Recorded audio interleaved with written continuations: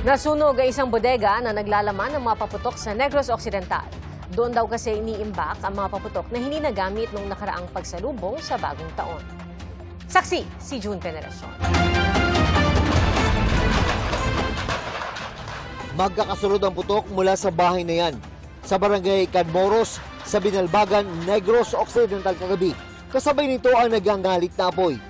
Base sa investigasyon ng BFP, nangyari ang sunog sa bodega ng bahay na napag-alamang may mga nakaimbak na paputok. Pagkatuto naman sa suma, kaya ganun sa pagkatuto niya, no? Mga residual duro mga shopper duro. Dura, yung store, ang mga last year yung mga shopper na natigar pa na nagidang. Aabot sa mahigit 200,000 piso ang halaga ng pinsalang iniwan ng sunog. Mahigpit na paalala ng BFP, bawal mag-imbak ng mga paputok, lalo na sa loob ng bahay.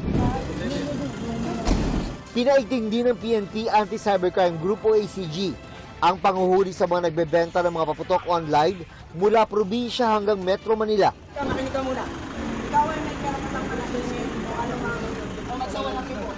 May karapatang ka rin pumili ng doktor na mag-physical examination sa'yo. Kung wala ang kakayahan, ma'am, gobyerno ang maglalaan para sa'yo. Naintindihan mo ang karapatan mo. Kasama natin ang ma'am, magkasama tayo ng barangay.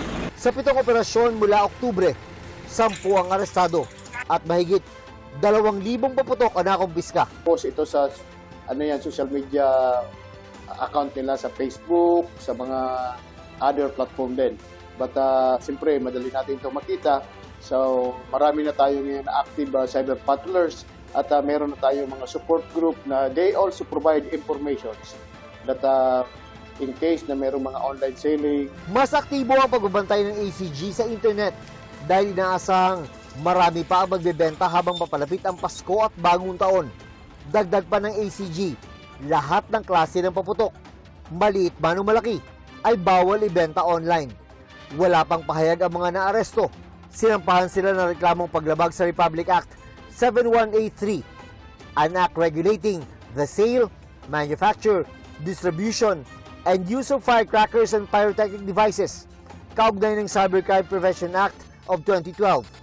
Kinumpirma rin ng pulisya na meron silang minomonitor ng mga paputok na may kakaibang pangalan, tulad na lang ng Vizcaya at Zaldico. Tila nakikiride sa kontrobersya sa flood control projects. Meron kaming na-monitor kaya ito ay tinututukan natin. Ang DILG at BFP naghahanda na rin para sa holiday season. Ilulunsad ng BFP ang Oplan Paalala Iwas Paputok, isang nationwide campaign para maibsan ang fire hazards, nakakibat ng papaputok. Naka-full alert na ng BFP simula December 23 hanggang January 1, 2026. Para sa GMA Integrated News, ako si June Veneracion, ang inyong saksi. Mga kapuso, maging una sa saksi. Mag-subscribe sa GMA Integrated News sa YouTube para sa iba't ibang balita.